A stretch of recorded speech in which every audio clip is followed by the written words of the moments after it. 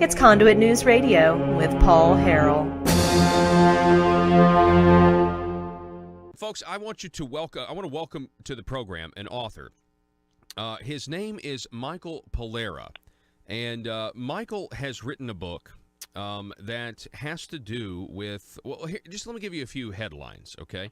The murder of a CIA agent in an unruly post-Soviet country prompted a Texas attorney to seek answers, okay? And that Michael Pullara joins us now. Michael, how are you, sir?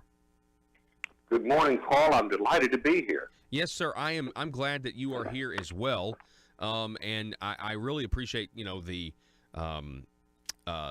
stories that I'm reading about your research here. The title of the book, "The Spy Who Was Left Behind: Russia, the United States, and the True Story of the Betrayal and Assassination of a CIA Agent." Can you just kind of start at the beginning and tell us how you got involved in this whole situation? Sure, Paul. It's Arkansas. I grew up in Searcy, and in my little town, one of the people that I knew was the Woodruff family. Their oldest son, Freddie, had moved there from Oklahoma when he started school at Harding College. He was playing football there. When he came to Harding, the whole family followed.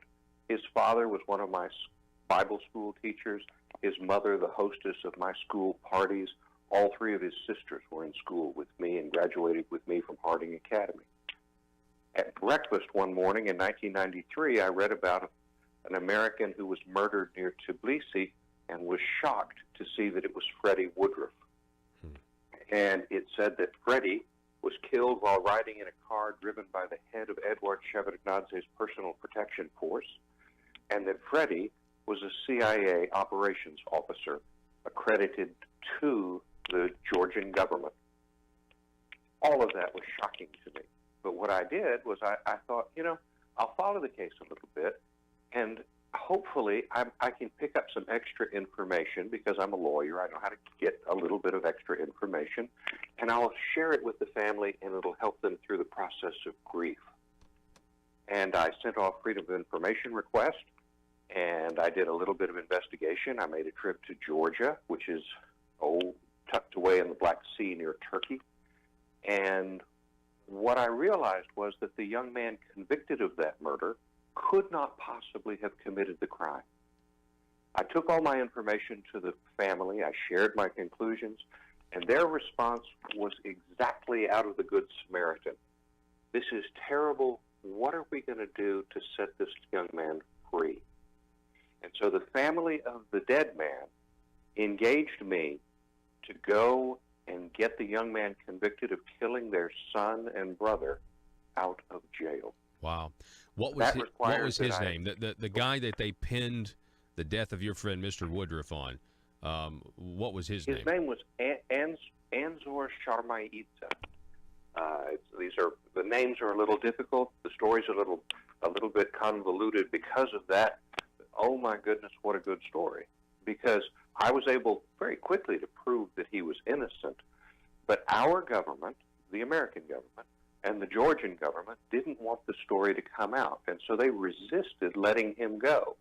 And that required that I prove not simply that he was innocent, I had to go and prove who was guilty and why.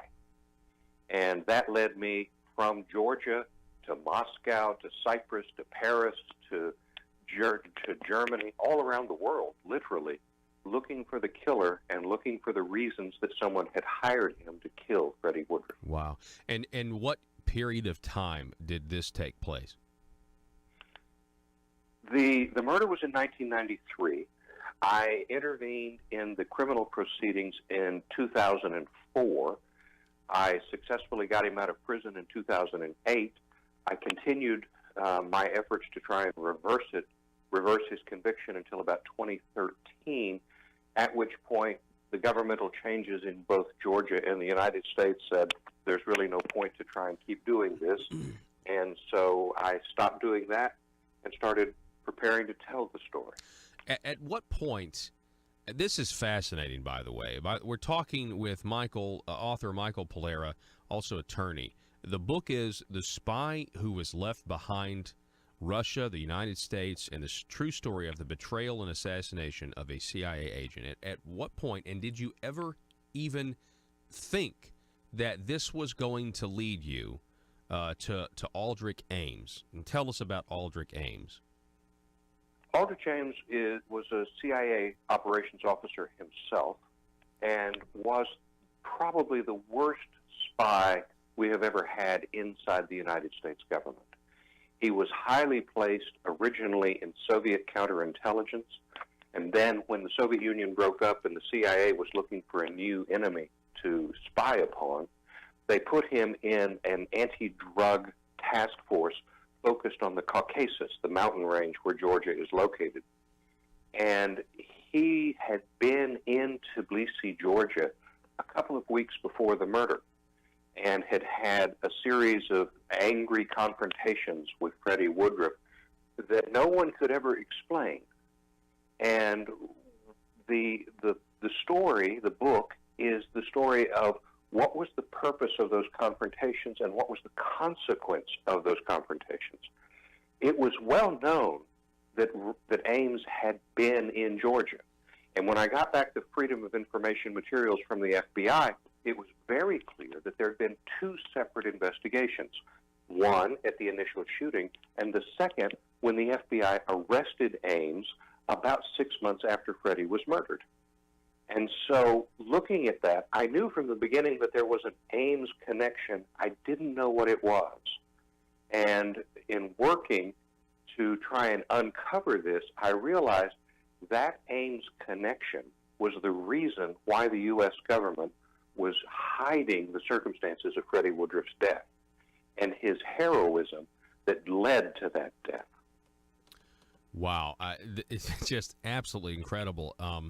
So, and I've read the articles. I even saw there was one published over in the Democrat Gazette as well about this, about your book, about this trek for the truth. I mean, you really want to expose the truth here, because we're talking about, Mr. Woodruff, who is an Arkansan, and that certainly is what piqued my interest as well. And Mr. Pullara, you being an Arkansan as well is gives you unique insight here on a show that's Arkansas focused.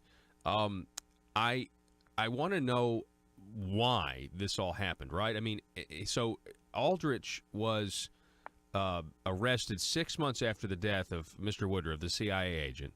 They're both CIA operatives, but so Aldrich, Aldrich is a double agent. So did they know? Based on your knowledge and research, did they know he was a double agent before he went to Georgia? Yes, absolutely. After Ames was exposed, it was a savage wound to the American government. And the Senate Select Committee on Intelligence did a very in-depth investigation and had a published report which was available to the public. Of course, there's a secret report that wasn't available. But in the public report, they have a timeline. And prior to the FBI and the CIA making the conscious decision to allow Aldrich Ames to go to Georgia to expose both Woodruff and the other CIA and governmental employees to his evil, the FBI and the Department of Justice had already searched his home and office, wired them both up for sound and video. They were following him 24 hours a day, and the Department of Justice had opened a criminal prosecution against him. The CIA and the State Department had already briefed Bill Clinton on the fact that this man, Aldrich Ames, was a spy for the Soviet Union, and further on for the Russians after the Soviet Union collapsed. It was a known fact, but they made the decision to allow him to go in hopes that he might lead them to other evidence, other conspirators. And as a result, they put a bunch of people in harm's way, and one of them, Freddie Woodruff, figured out that Ames was a spy. Really? And since Ames didn't know he'd already been exposed, he sent up a flare to the KGB. And the KGB, knowing CIA culture, knowing Freddie wouldn't put it in writing, wouldn't put it on the telephone because you don't know who's listening or reading, they knew he would wait until he cycled back to CIA headquarters before he exposed what he knew about Ames. This gave them a window of about 3 weeks in which to murder Freddie, and they did. And in the book, one of the things that I do is I talk about sitting down in Moscow with Aldrich Ames' KGB handler. And he and I talked for 2 hours as he tried to explain to me how the KGB could not possibly have been involved in this. Okay, so just to recap what you said, they allow Aldrich Ames to go to Georgia on this assignment. Now, Freddie Woodruff is just permanently stationed in Georgia. They're hoping that Aldrich is going to lead them somewhere else, and so to another target. At some point, Freddie figures out that Aldrich is a double agent. So then while in Georgia, Aldrich Ames contacts the KGB and says, hey, I got a problem. We've got to kill this guy. And so how did he die? I mean, how did Freddie Woodruff die? Freddie was riding in the back seat of what would be a small sort of squashed SUV called a Neva 1600. In the back seat, it's a bench seat. You've got an SUV-type hatchback on the back with a fixed glass on the right and the left sides of the passengers. 2 roll-down windows for the 2 front bucket seats. He's sitting in the back seat on the right, and he is shot in the head. The splatter pattern goes from back right to front left, and there's no bullet hole in the car or the glass. The FBI did an investigation. They sent an agent there within 12 to 18 hours after the murder. He inspected the car, and there was no bullet hole. By the time we got to trial against Anzor Sharmaidze, there was a bullet hole in the car, and it was approximately the same height as Freddie's head. And so someone had created this evidence in order to frame Anzor, but it didn't explain the murder. And as a result, what I had to do was to figure out how exactly did the murder happen so that you get a bullet inside the Neva without leaving a mark on the outside of the Neva. The man who was driving was a triple agent, a guy who was originally working for GRU, Russian military intelligence, the same people who have been messing with our elections, if you recall. And he was placed inside KGB to spy on KGB, and then when the Americans came, they tried to bring him into the CIA as an agent.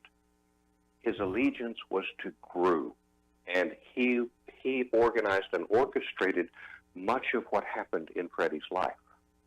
Wow. My goodness. Folks, if you're just joining us, we are talking with author Michael Pullara.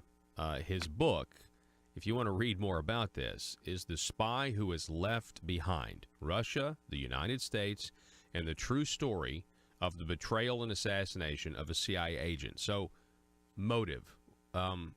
What is the motive? What was the motive of the CIA not wanting to allow the public to know that it was a plot hatched by double agent Aldrich Ames that killed an American CIA agent? 2 things. One was someone looking over the shoulder of the decision to let Ames go there to Georgia in the first place. Second, and more important than that, when Ames is ultimately arrested, the sanction for what he had done as a double agent was the death penalty. It was the leverage that the government had in order to get him to sit down and tell them everything that he had done to support the Soviet Union and the Russians. Ames was responsible for the murders of more than 16 of our agents inside the Eastern Bloc. But if he had been responsible for the death of a colleague, if he had been responsible for killing another CIA officer in order to protect himself from discovery, they would not have been able to negotiate away the death penalty. The demand for it would have been immediate and intense. They wanted to be able to debrief him. They wanted to be able to put him in a prison and be able to go to him anytime they want to and ask him questions. And so in order to have that option, it was essential that they not connect him to Woodruff's murder. Wow. And you know, in hindsight, just your personal opinion here. I mean, I'm glad that you've gotten to the truth of this. Freddie Woodruff, native Arkansan, you a native Arkansan. But do you think the ends justify the means there in hindsight? The penalty to Ames wouldn't make Freddie any less dead. And so I judge it not in terms of whether the crime was heinous, but whether or not the benefits were real and able to be attained. I would say that in the battle between the United States and Russia, it was essential to be able to have Ames there. But my thoughts on it are that when you have a war, if the war ends, the prisoners get to go home. The truth gets to be told. And we reach a point in which it is, I think it's appropriate that we eulogize and make myths about our heroes. And Freddie Woodruff is a hero. And therefore, we should be able to stand up and say, this is what really happened, and this man is someone we can be proud of and that our children should emulate. It's powerful, very powerful. Michael Pullara, I really appreciate you coming on the program this morning, sharing this story. Thank you for being someone who wants to get to the bottom and being someone who stands for the truth. And because now we have this great record of this great hero, Freddie Woodruff. Folks, the book is The Spy Who Was Left Behind, Russia, the United States, and the True Story of the Betrayal and Assassination of a CIA Agent. You should get it. It'd make a great Christmas present. Obviously, you can tell it's going to be a great read. Michael, Mr. Pullara, thank you so much for coming on, sir. A great pleasure, Paul. Thank you. All righty.